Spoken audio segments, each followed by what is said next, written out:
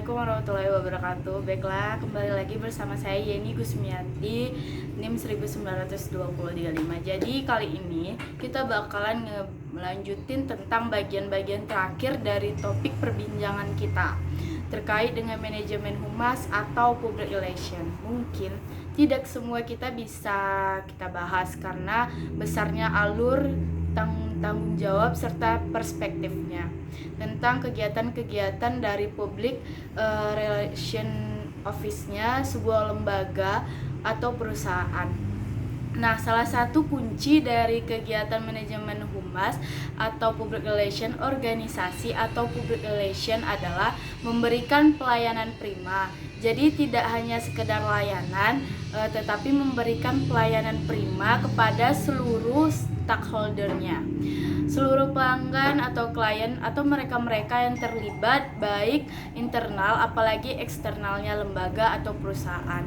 Nah, kali ini kita akan membahas bagaimana konsep terkait dengan layanan prima ini dan bagaimana membangun layanan prima kepada pelanggan sebagai bentuk layanan dan apresiasi organisasi atau public relation-nya organisasi kepada seluruh stakeholder-nya lembaga. Bagian-bagian akan kita bahas mulai dari pemahaman kita tentang layanan prima, sehingga harus ada satu kesepakatan yang jelas seperti apa layanan prima itu sebenarnya. Kemudian nanti ada satu konsep yang saya ambil dari beberapa pakar terkait dengan keseragaman dalam tata pelaksanaan oleh sebagian besar lembaga, khususnya perusahaan penghasil produk yang notabene fokusnya adalah bisnis.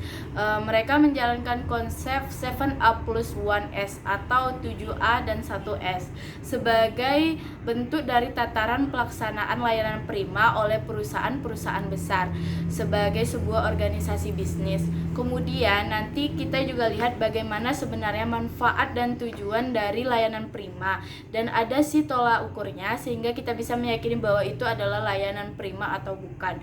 Kalau harus kita lihat sebenarnya, coba cek hampir seluruh hotel berbintang, kenapa begitu mahal? Misalnya hotel berbintang 5 ini khususnya, kenapa begitu mahal tapi orang lain layak dan mau membayar dengan santainya? Karena itu dia membeli bukan hanya sekedar fasilitas, tapi adalah layanan prima dari hotel yang bersangkutan. Kemudian nanti juga ada beberapa tips yang akan saya bagikan bagaimana menerapkan layanan prima di sebuah organisasi atau sebuah lembaga atau sebuah tempat, dan bagaimana juga menjaga sikap positif dan bagaimana akhirnya mendengarkan semua hal yang disampaikan oleh klien kita, oleh stakeholder, apalagi klien yang jelas-jelas membangun kita, membesarkan kita, meski yang mereka jelaskan ini adalah sebuah keluh kesah terkait tentang keluhan mereka layanan yang kita beri. Ini sudah jelas kita bahas di minggu lalu, harus dihadapi, harus diterima dengan sangat baik karena mereka juga mendapatkan atau mau bekerja sama dengan kita itu juga tidak mudah dan tidak murah. Pertanyaan pertama yaitu bagaimana sebenarnya layanan prima itu bisa kita berikan. Ada istilah secara internasional yang mengatakan bahwa maksud utama dari layanan prima ini adalah excellent service. Excellent service adalah suatu usaha yang dilakukan sedemikian rupa oleh lembaga, oleh instansi, oleh perusahaan atau organisasi atau penyedia barang dan jasa ketika menyampaikan informasi, ketika memberikan pelayanan dan servis dan produk itu sendiri. Jadi melalui produk dan jasa itu sendiri kepada konsumen, kepada siapapun di luar organisasi dengan sebaik-baiknya yang kita bisa lakukan sehingga kepuasan konsumen bisa tercapai.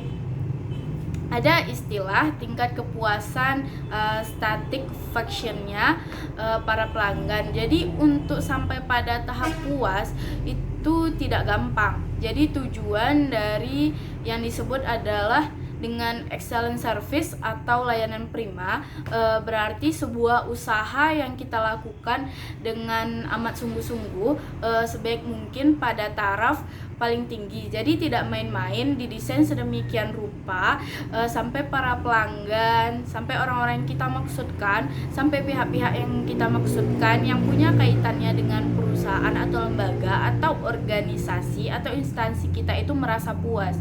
Pelayanan prima ini sejatinya harus mampu menjawab keinginan, hasrat, dan keseluruhan pertanyaan dari para konsumen dengan etika dan juga berdasarkan asas komunikasi. Jadi ini merupakan sektor yang mendedikasikan bahwa ini yang dilakukan oleh para public relationnya, tanggung jawab warga lembaga, meski secara keseluruhannya semua yang terlibat dalam lembaga punya kewajiban yang sama, tetapi fokus utama di sini adalah peran public relation lembaganya, khususnya lembaga bisnis. Kalau kita bicara satu keuntungan dari sisi bisnis, itu didasarkan pada asas komunikasi bisnis yang baik. Bahkan dalam satu buku yang pernah saya baca terkait dengan layanan prima ini, karya anak bangsa, tapi luar biasa bagus dari sisi bisnis, karya dari Nina Rahmayati. Dan saudara bisa lihat buku Nina Rahmayanti yang diterbitkan dari tahun 2013. Di situ dijelaskan bahwa pelayanan prima mampu menjawab perkembangan segala kebutuhan, khususnya kebutuhan para pelanggan setiap saat secara konsisten dan punya standar tinggi. Apa sebenarnya keuntungan dari layanan prima ketika kita berikan kepada para konsumen, kepada para pelanggan kita, kepada keseluruhan umat manusia atau lembaga lain atau manusia-manusia lain, personal-personal lain, instansi lain di luar organisasi kita, tetapi ada keterlibatan, ada kondisi yang saling menguntungkan tentang keberadaan mereka, bahkan kepada orang-orang yang ada di dalam instansi sekalipun, ketika layanan prima diberikan atau manfaat dan tujuannya ini menjadi bagian lain yang juga harus dijawab oleh lembaga, khususnya bagi mereka kita sebut sebagai public relation office-nya lembaga tersebut. Yang pertama, jadi kita bahas tentang beberapa diantaranya dari sekian banyak yang mungkin Anda baca dari sisi yang berbeda juga, tapi yang namanya layanan prima atau excellent service ketika diberikan memang banyak sekali manfaat untuk lembaga itu sendiri. Bahkan dari sisi material nggak bisa kita hitung.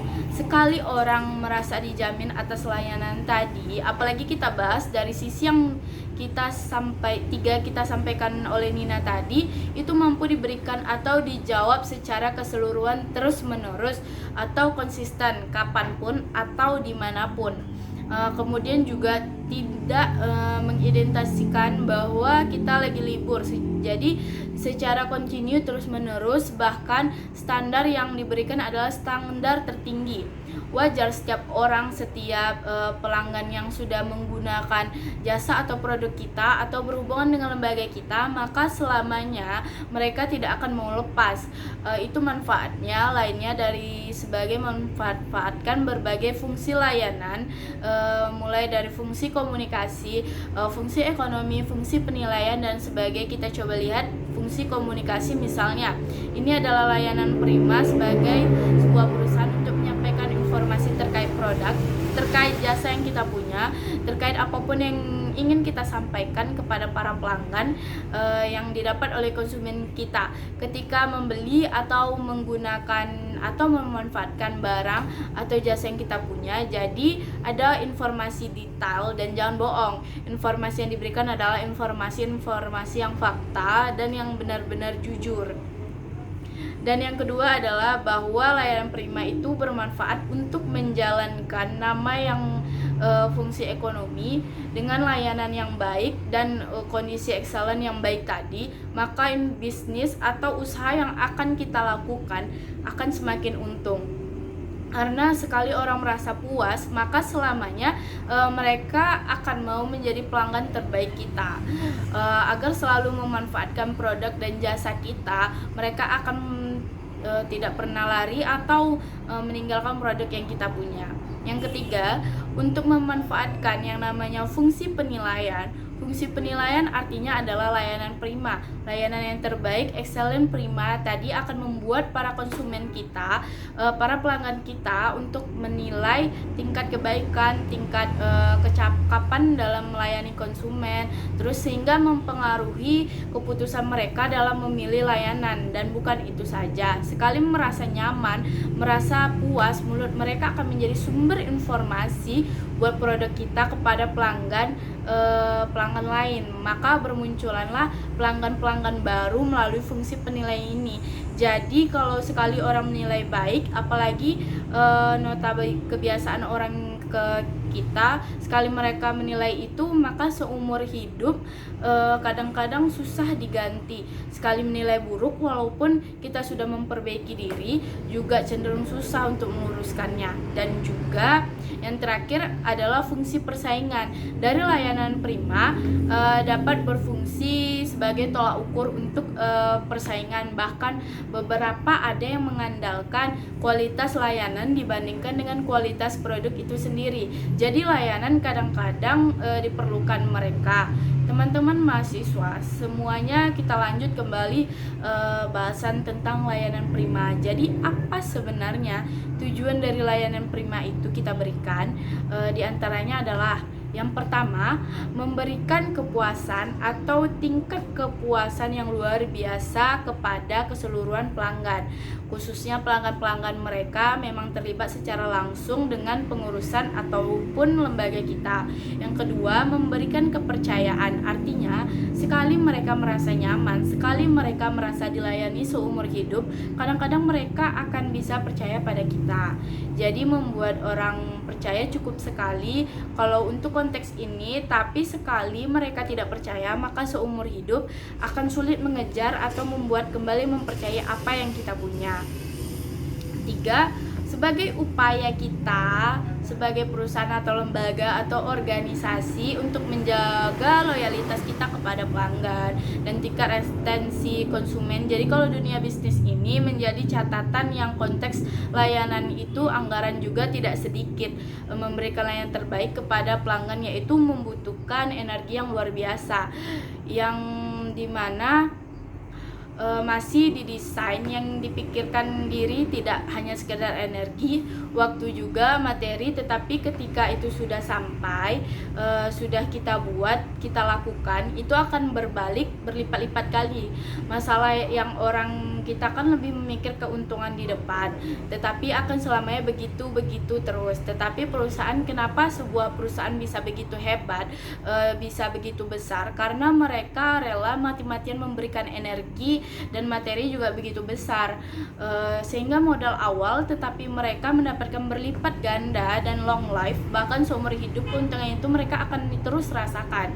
Itu dari sudut dan pandangan bisnis. Jadi kalau di awal menang proses, 4. Membantu para konsumen mengambil keputusan saat bertransaksi. Jadi tidak akan sulit ketika mereka percaya atau sudah yakin tidak akan lihat lagi pengen produk tertentu, mereka tidak akan lihat lagi produk-produk sejenis, tinggal menggunakan apa yang mereka sudah pernah percayai dan pernah rasakan manfaatnya. Yang kelima, mempermudah para konsumen. Jadi kita membantu para konsumen, para langganan kita untuk memahami produk yang kita jual. 6.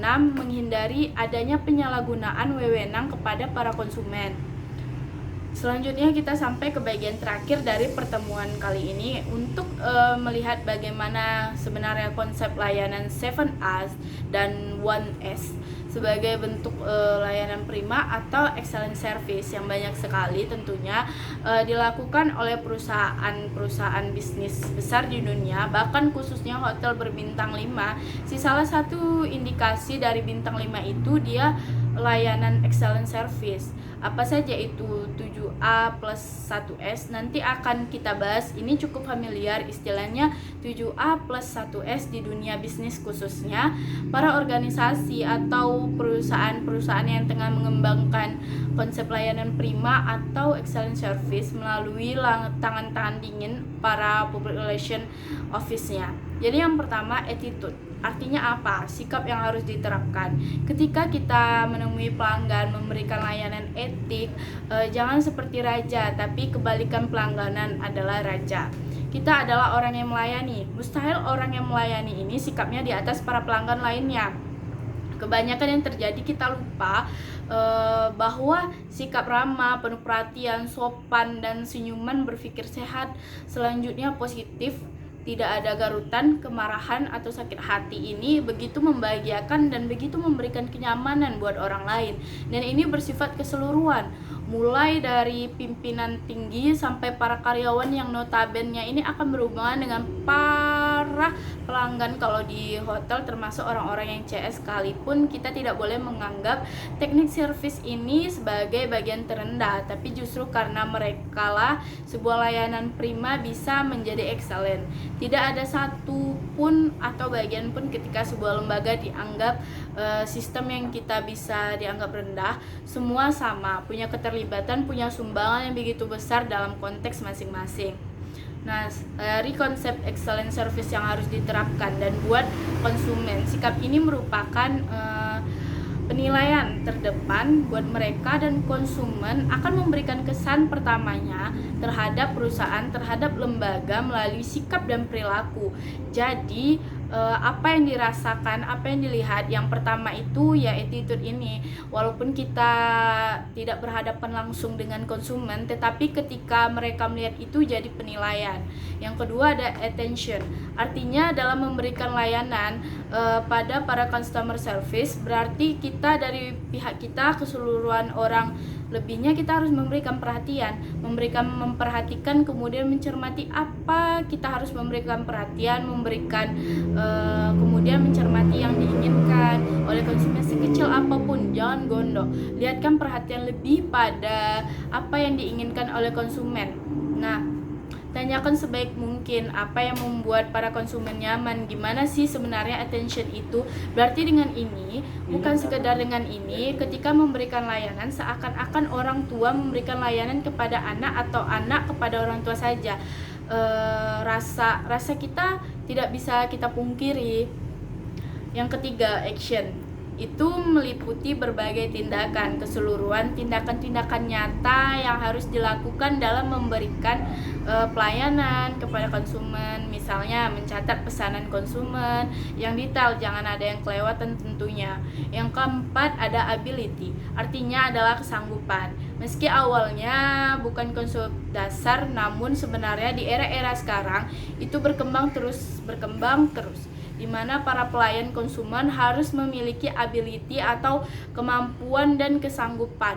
Artinya apa, pelayanan konsumen harus memiliki kemampuan untuk melayani konsumennya pada mereka yang notabene adalah orang yang meminta itu untuk diberikan. Misalnya komunikasi, berarti baik, yang handal, kemampuan selling atau kemampuan menjual, kemampuan memecahkan masalah dengan cepat, manajemen kecemasan, hingga hal yang lebih praktis. Misalnya ability ini menjadi sebuah keharusan bagi setiap orang yang terlibat di dalam perusahaan atau lembaga kita. Jadi ketika konsumen butuh, tidak perlu menunggu lagi. Nah, yang kelima ada appearance. Jika Anda ingin menggunakan jasa konsultasi fashion, namun orang yang melayani Anda urakan dan tidak berpenampilan sebagai konsultan fashion, pasti Anda mempertanyakan kredibilitas mereka, pelayanan mereka bukan. Begitulah appearance atau penampilan sangat mempengaruhi pelayanan. Dalam pelayanan prima ini, penampilan juga bukan hanya penampilan luar, namun penampilan non fisik, misalnya saja kewarasan atau gaya kita bicara. Contohnya, jika usaha Anda bergerak di bidang pelayanan, maka usahakan menggunakan penampilan yang rapi, menggunakan setelan yang tetap cool gitu. Berbeda dengan pelayanan jasa teknis di mana Anda harus meyakinkan konsumen dengan membawa kelengkapan dan alat. Yang keenam, accountability. Konsep dasar excellent service lainnya adalah tanggung jawab. Anda sebagai pelayanan konsumen harus memiliki rasa tanggung jawab terhadap pekerjaan pelayanan. Hal ini sebenarnya menjadi dasar tiap pekerjaan, namun seringkali banyak perusahaan yang melalaikan tanggung jawab pelayan prima dan lebih fokus kepada keuntungan mereka semata. Yang ketujuh ada affirmation. Sebagai pelayanan konsumen, Anda harus memiliki sikap afirmatif. Artinya, sebagai pelayan, Anda harus membuat diri Anda berpikir positif dan menegaskan diri Anda pada hal-hal yang positif. Hal ini membantu Anda untuk menyingkirkan hal-hal bersifat emosional dan lebih profesional ketika menjalankan sebuah usaha atau sedang melayani konsumen. Dengan afirmasi, Anda dapat menjadikan Anda lebih percaya diri dan tidak mudah tertekan dengan keluhan konsumen. Nah, simpati. Hal terakhir yang menjadi konsep dasar dari si excellent service adalah rasa simpati. Kadang kita sudah secara profesional melakukan pelayanan prima, namun terkadang karena kurangnya simpati yang dimiliki, proses pelayanan pun tidak berjalan dengan baik. Simpati sendiri adalah sikap di mana ketika kita bisa merasakan apa yang dirasakan oleh orang lain. Contohnya saja ketika dalam melakukan pelayanan konsumen di bidang jasa pembuatan KTP dan menemui ibu-ibu yang sedang hamil. Jika Anda memiliki simpati, maka pembuatan KTP pun dapat menyesuaikan dengan tingkat prioritas dan dilakukan dengan cepat. Nah, tolak ukur layanan prima itu apa sih? Jadi dalam melakukan pelayanan prima ini ada tolak ukurnya loh yang harus digunakan untuk mengukur seberapa prima layanan yang diberikan kepada konsumen tersebut. Lalu apa saja tolak ukur yang dapat digunakan? Yang pertama itu ada transparansi, pelayanan yang terbuka, mudah diakses, dan juga mudah dimengerti. Artinya konsumen mengetahui apa yang mereka dapat dan perusahaan mengetahui segala proses pelayanan yang terjadi. Yang kedua ada tanggung jawab, pelayanan dapat dipertanggungjawabkan sesuai dengan etika, perundang-undangan, dan standar operasional pelayanan. Nah, yang ketiga ada kondisi, pelayanan yang sesuai dengan kondisi dan kemampuan pemberi dan penerima atau pelayanan atau konsumen dengan prinsip efisien dan efektif. Dan yang keempat ada partisipasif, artinya pelayanan harus bersifat dua arah di mana memperhatikan pelanggan dan lingkungan sekitar. Jadi sekian presentasi materi kali ini. Apabila ada kesalahan kata mohon dimaafkan. Wabillahi taufiq wal hidayah. Assalamualaikum warahmatullahi wabarakatuh.